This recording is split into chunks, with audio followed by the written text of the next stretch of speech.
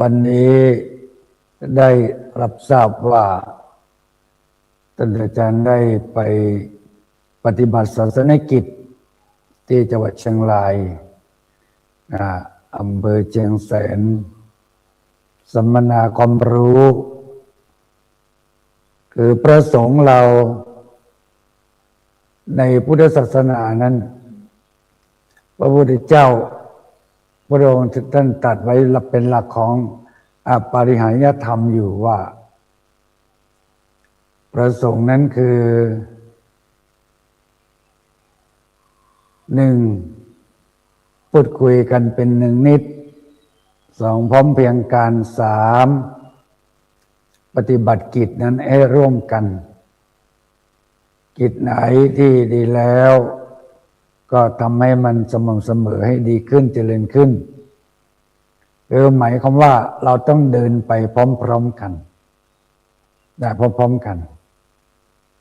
ต้องพูดคุยในสิ่งที่เป็นประโยชน์ที่เป็นสาระก็ต้องขอกราบโมทนาบุญกับท่านอาจารย์นพโกโสพลพร้อมด้วยครูบาอาจารย์พระมหาเถระโอกาสนี้เป็นโอกาสที่เราหายากมากประสงค์เราส่วนมากเราจะไปติดอยู่กับที่ติดอยู่กับที่นั้นญาติโยมท่านสาธุชนท่านผู้มีเกียรติทุกท่านเราจะเห็นได้ว่าในโลกของปัจจุบันเนี่ยมันก็เรียกว่าที่เราได้ทราบกันว่าเป็นโลกของยุคของโลกาภิวัตน์คือเป็นโลกที่เจริญบางครั้งเราท่านทั้งหลายเนี่ยไม่ว่าจะเป็นพระหรือโยมเนี่ยเราไปไม่ทัน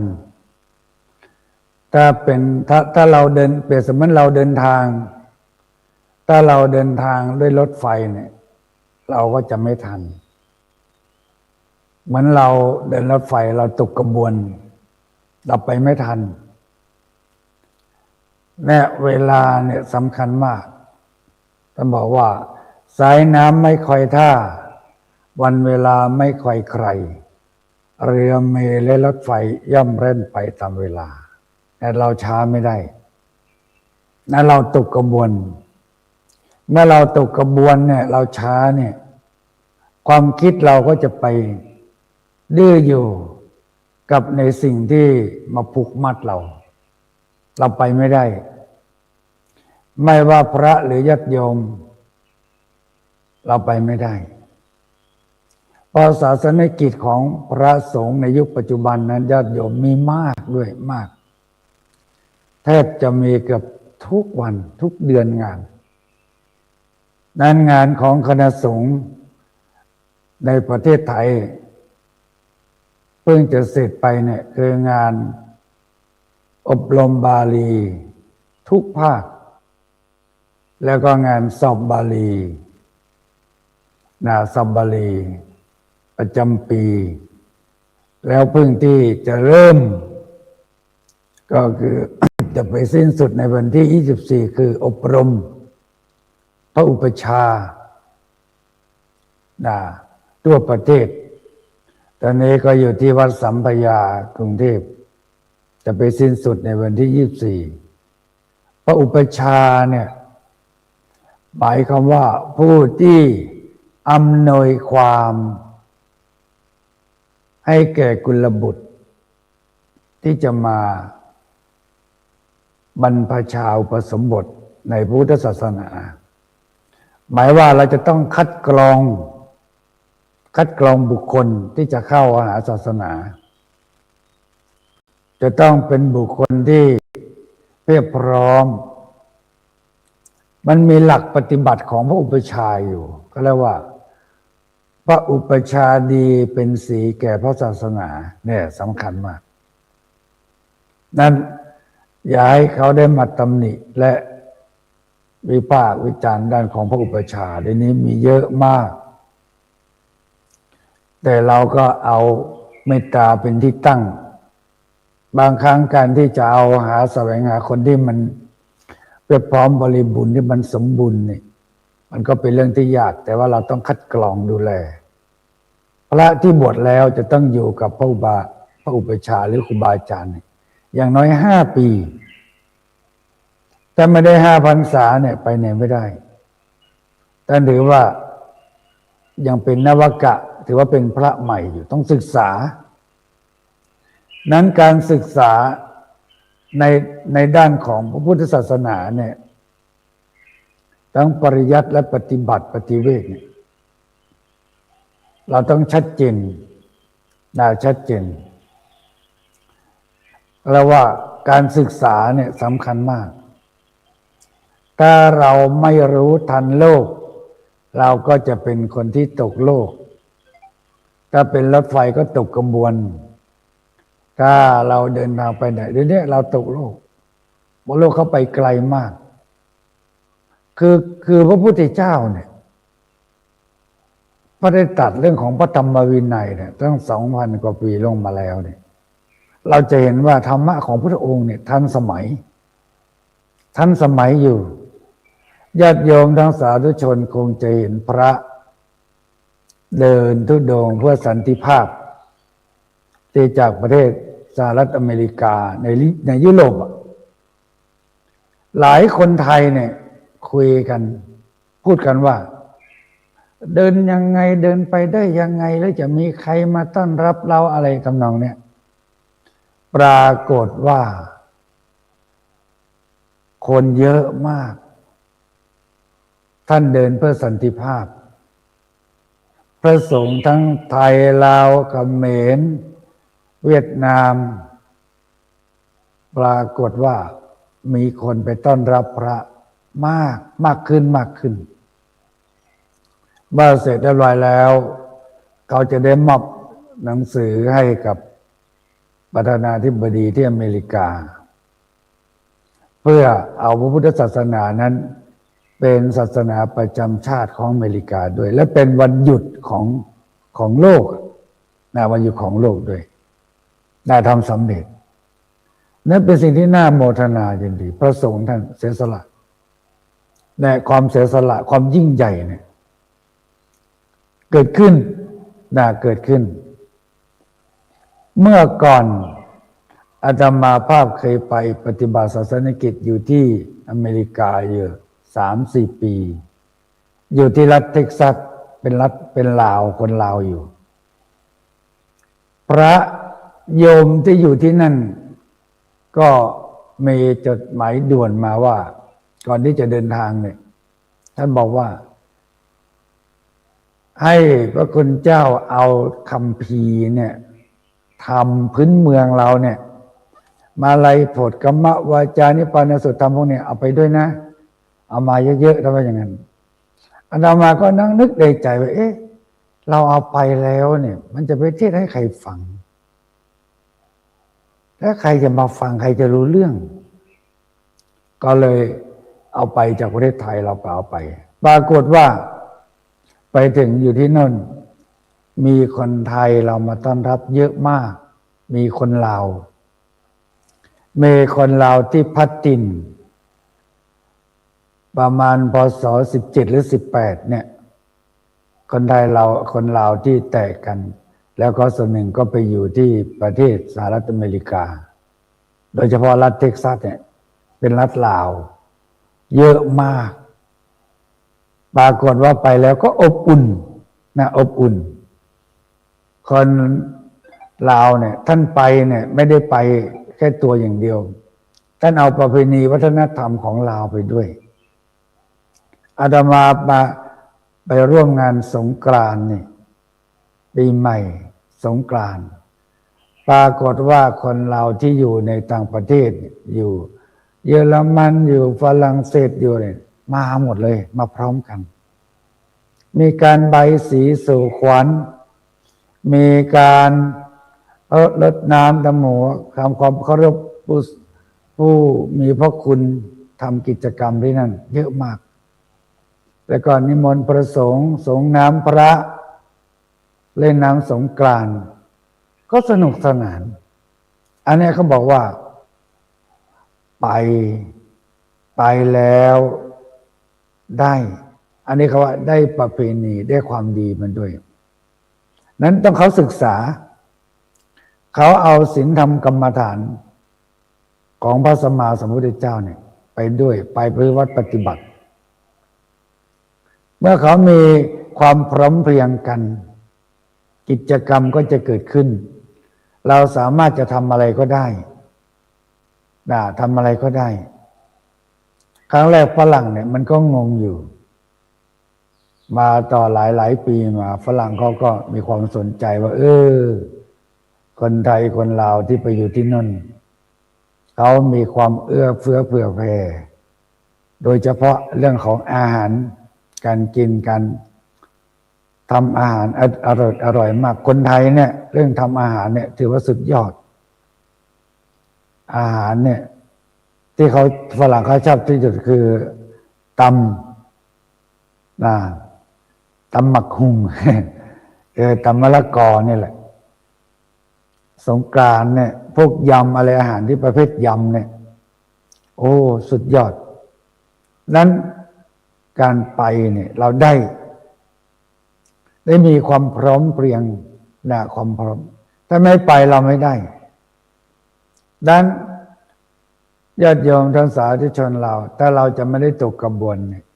เราต้องยึดเอาพุทธศาสนาเนี่ยเป็นหลักในการพัฒนาจิตใจเราถ้าหากว่าเราไม่พัฒนาจิตใจให้ดีขึ้นเจริญขึ้นเนี่ยเราก็จะหมกอยู่อย่างนี้อยู่กับที่นะเราก็ส่วนมากก็จะไปสำคัญมั่นหมายว่าเราเป็นคนดีเราเป็นคนเก่งอะไรทำนองเนี่ยถ้าเราออกจากบ้านจากเมืองเราไปดูหลายบ้านหลายเมืองหลายประเทศจะให้เราเข้าใจตัวเองเรามากขึ้นแล้วจิตใจเราจะเปิดกว้างการพัฒนาอะไรต่างๆมันก็จะเจริญรุ่งเรืองขอยกเอาพระเถระรูปหนึ่งที่อยู่ในคณะสงฆ์ไทยเราปัจจุบันเนี่ยคือพระเดชพระคุณหลวงปู่พระธรรมวชิระโกศลที่ปรึกษาเจ้าคณะภาค7วัดศรีโสดาพระรามหลวงพระเดชพระคุณหลวงพ่อท่านไปเป็นพระธรรมทูตอยู่ที่อเมริกาอยู่6 ปีคือพระเดชพระคุณท่านทำความสำเร็จสำเร็จโดยแล้วท่านมาพัฒนาคณะสงฆ์วัดศรีโสดาจากวัดเล็กๆที่เป็นวัดใหญ่แล้วก็เป็นพระอารามหลวงในที่สุดท่านเลี้ยงทั้งโยมทั้งพระทั้งเนรทั้ง500-600แล้วก็มาเป็นจัดการบริหารของโครงการพระธรรมจาริกเนี่ยในประเทศไทยเราเนี่ยเจริญรุ่งเรืองมากถือว่าพระเดชพระคุณนั้นได้จุดประทีปให้เกิดแสงสว่างทางธรรมให้สว่างไสวไปทั่วตอนนี้พระเดชพระคุณยังดำรงธาตุขันธ์อยู่นะอายุ91 ปีจะเข้า92 ปีท่านแข็งแรงไปกราบท่านเนี่ยท่านถามทุกข์ถามสุขเนี่ยท่านจำอะไรได้ดีมากเลยอันนี้แหละคือท่านเป็นผู้ที่เปิดกว้างท่านบอกว่าจะพัฒนาอะไรก็ผิดถ้าจิตไม่คิดพัฒนาถ้าจิตมันไม่พัฒนาเนี่ยมันไม่เอามันเป็นเรื่องที่คุยกันยากพูดยากพูดแล้วอันนั้นก็ไม่ดีอันนี้ก็ไม่ดีถามว่าอะไรมันดีมันก็แนะไม่ได้ก็ตอบไม่ได้ก็ไปไม่ได้นะเขาต้องบอกว่าหลักของการพัฒนาให้ดีเจริญขึ้นเขาบอกว่าคิดให้ไกลคิดให้ไกลมองกว้างคิดให้ไกลไปให้ถึงเนี่ยต้องคิดให้มองกว้างถ้ามองแคบเนี่ยเราไม่ใช่พุทธบุตรไม่ใช่นักพัฒนาเราต้องมองกว้างแล้วก็คิดให้มันไกลไม่คิดว่าวันนี้วันพรุ่งนี้เราดูหลักศีลธรรมกรรมฐานของพระสัมมาสัมพุทธเจ้า2,000 กว่าปี3,000 กว่าปีแล้ว พระธรรมวินัยของพระพุทธเจ้าเนี่ยทันสมัยเพราะว่าพุทธองค์ท่านมองกว้างท่านไม่ได้ตัดเหมือนในปัจจุบันเราบ้านเราเนี่ยเราจะพัฒนาประเทศชาติให้มันเจริญรุ่งเรืองเราไปมองแคบเรามองแคบไปเราไปกำหนดกฎเกณฑ์สิ่งหนึ่งที่เราพัฒนาเราไปไม่ได้เราไปตั้งกฎเกณฑ์อะไรเยอะมากเกินไปอย่างประสงค์ในพระพุทธศาสนาเนี่ยท่านมีหลักศีลธรรมกรรมฐานอยู่แล้วมีพระธรรมวินัยอยู่แล้วที่เป็นหลักกำกับแต่ในยุคปัจจุบันเนี่ยเราเองมาตั้งกฎเกณฑ์อะไรเนี่ยมากเกินไปแทบจะกระดุกกระดิกไม่ได้ถ้าจะไปไหนนั่งรถเนี่ยไปเรือขึ้นเหนือล่างใต้ไปไม่ได้มันถูกระเบียบทั้งหลายเนี่ยกฎเนี่ยมันรัดไว้มันรัดไว้คนที่ตั้งขึ้นมาเนี่ยเหมือนกับจะให้พระสงฆ์เนี่ยอยู่เหมือนพระอิฐพระปุณให้อยู่อย่างนั้นอย่าไปคิดว่าประสงค์เนี่ยท่านเป็นประสงค์ได้ด้วยพระธรรมวินัยของพระสัมมาสัมพุทธเจ้าไม่ได้เป็นประสงค์ตามระเบียบของกฎหมายของบ้านเมืองแต่กฎหมายของบ้านเมืองเนี่ยเขาก็ปฏิบัติอยู่แล้วนั้นประสงค์เนี่ยเป็นผู้ที่มีความอดทนมากที่สุดและปฏิบัติเนี่ยกฎเนี่ยมากที่สุดหนึ่งพระธรรมวินัยของพระสัมมาสัมพุทธเจ้าสองพระราชบัญญัติของคณะสงฆ์ด้วยสามระเบียบวัฒนธรรมประเพณีสี่กฎหมายของบ้านเมืองเนี่ยกว่าจะผ่านด่านเนี่ยมันยากนะมันยากมากดูยากมากไม่รู้ว่าผู้บริหารประเทศชาติบ้านเมืองพระศาสนาเนี่ยท่านคิดยังไงกับเรื่องเหล่านี้ได้จะฝากท่านทั้งหลายที่จะเป็นผู้บริหารจัดการประเทศชาติบ้านเมืองพระศาสนาด้วยว่าถ้าจะพัฒนาเนี่ยเราอย่าไปพูดถึงระเบียบต้องพูดถึงการพัฒนาด้านจิตใจจิตใจคือพัฒนาตำหลักของศีลธรรมกรรมฐานเนี่ยศีลทำให้งามทำให้สวยทำให้รวยทำให้คนมีโภคทรัพย์มีสมบัติที่งดงามไม่ว่าพระหรือโยมเนี่ยถ้ามีศีลจะเป็นผู้ที่งดงามนั้นครูบาอาจารย์ท่านผู้รู้ทั้งหลายท่านได้ให้ข้อคิดไว้ว่าอันสตรีไม่มีศีลก็สิ้นสวยบุรุษด้วยไม่มีศีลก็สิ้นสีพระภิกษุชีไม่มีศีลก็สิ้นดีถ้าเป็นข้าราชการผู้ปกครองบ้านเมืองศีลไม่มีก็หยาบคายเนี่ยศีลเนี่ยมันจะเป็นผู้ที่กำหนดรู้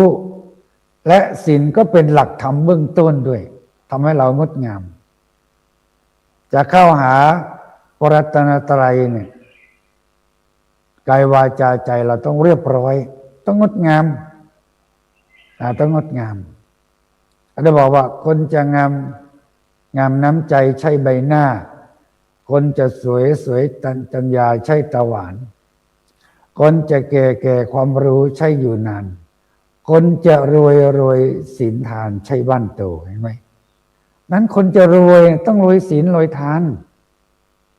เหมือนบิณฑิกะเศรษฐีนิมนต์พระพุทธเจ้าพร้อมด้วยพระภิกษุสงฆ์มาฉันในบ้านตั้ง500 กว่ารูปมีพระพุทธเจ้าเป็นประธานคนหลายคนก็ตำติฉินนินทาพระพุทธเจ้าว่าทำไมต้องไปเลี้ยงสมณะคนเปล่าคนไม่ทำการทำงานไม่ทำอะไรเลยต่อไปเศรษฐีเนี่ยจะต้องเป็นคนยากจนแน่นอนบิณฑิกะเศรษฐีท่านยิ่งให้ก็ยิ่งรวยขึ้นจนได้บันทึกไว้ในพุทธศาสนาว่าบิณฑิกะเศรษฐี ถ้าใครไปนมัสการสังเวที่ประเทศอินเดียเขาจะพาไปดูบ้านบิณฑิกาเศรษฐียังอยู่ฮะยังอยู่เขาอนุรักษ์ไว้อยู่อันนี้คือศีลเนี่ยมันทำให้คนเราเป็นคนงามเป็นคนรวยเป็นคนสวยเป็นคนที่ปกติโลกของเราที่มันวุ่นวายเพราะว่าเราขาดศีลขาดศีลถึงเราจะพูดกันไม่ไหวว่าต้องปฏิบัติตามศีลนะเนี่ยแต่สมากเราก็พูดแต่เราไม่ค่อยปฏิบัติไม่ได้ปฏิบัติจริงเมื่อเรามีศีลที่งดงามแล้วตามฉบับของมนุษย์เป็นฉบับของมนุษย์แล้วเนี่ยเราจะต้องมีสมาธิความสงบสมาธิเนี่ยบางครั้งผู้ปฏิบัติเนี่ยพูดที่น่ากลัวเกินไปเหมือนกับเราไปสอนเด็กเดี๋ยวถ้าทุกโซนนะวุ่นวายเนี่ยเดี๋ยวจะจับไปนั่งสมาธิอย่างเงี้ยเหมือนกับสมาธิเนี่ยเป็นสิ่งที่เลวร้ายคือเราสอนกันผิดเราสอนกันผิดตั้งแต่ต้นต้องเปลี่ยนใหม่ต้องเปลี่ยนใหม่ผู้ที่จะเผยแผ่ธรรมสั่งสอนธรรมต้องเปลี่ยนใหม่ต้องเปลี่ยนคำพูดใหม่ต้องใช้คำพูดใหม่อันนี้แหละคำพูดเนี่ยบางครั้งเนี่ยเป็นวาจาที่เป็นวจีทุจริตไม่ใช่เป็นวจีสุจริตเราไปพูดให้คนกลัวให้คนที่จะเข้าหาหลักของการปฏิบัติมันเป็นน่ากลัวไปคือแค่สำรวมกายวาจาใจเราพร้อมเนี่ยเราไปพูดตั้งมั่นอยู่ในศีลธรรมกรรมฐานแล้วหนึ่งมีศรัทธาสองมีความเชื่อภาษาทะความเลื่อมใสในพระรัตนตรัยอยู่แล้วเนี่ย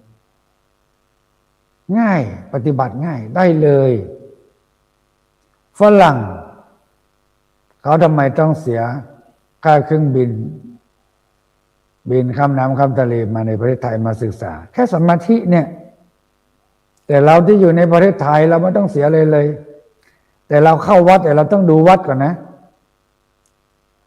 ไม่ใช่ว่าเข้าวิกนะวัดมันมีอยู่มันมีสองวัด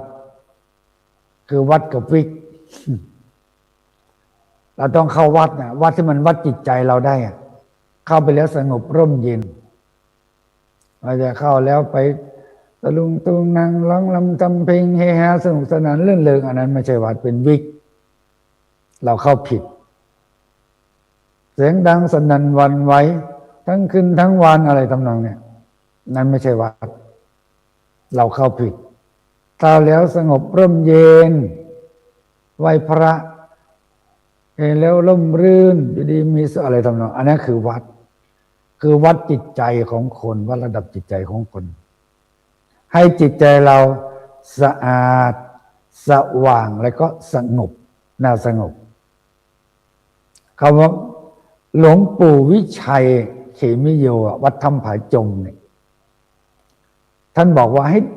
ลักษณะของคนแต่พุทธในพุทธศาสนาเนี่ยท่านบอกว่าดูคนเราเนี่ยท่านบอกว่าดูหญิงดูชายเนี่ยเขาบอกว่าดูหญิงดูที่ความอายดูชายดูที่ความกล้าหาญนั่นต้องดูหญิงคำว่าความอายในที่นี้หมายถึงเป็นผู้ที่มีศีลนั่นเองเป็นสิ่งมีศีลที่งดงามกลกุลสตรีน่ะผู้ชายก็ใช้เป็นสัตบุรุษเป็นบุรุษเนี่ยต้องดูเนี่ยอันนี้เป็นผู้ที่สงบกายสงบวาจาสงบใจสงบ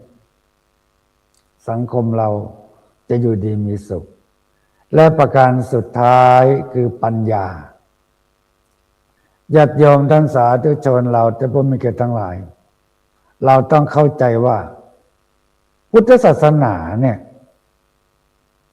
ท่านสอนให้ใช้ปัญญาแก้ปัญหา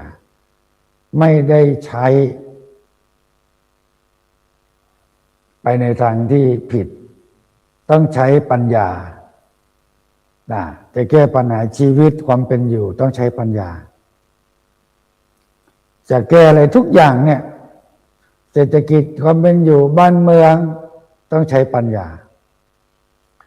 เพราะว่าพระพุทธศาสนาพระพุทธเจ้าท่านสอนเรื่องปัญญาปัญญาความแปลว่าความรอบรู้เราจะรู้ยังไงเราจะแก้ด้วยวิธีใดต้องบอกว่ารู้ตนรู้ประมาณรู้การรู้บริษัทและรู้บุคคลเนี่ยต้องรู้อย่างนี้ลองเอาหมดนี้ไปแก้ใช้ปัญญาแก้ถ้าเอาอารมณ์เอากำลังเนี่ยไปแก้ไม่สำเร็จบ้านเมืองพัฒนาไปไม่ได้ดูหลายประเทศที่รอบประเทศไทยเนี่ย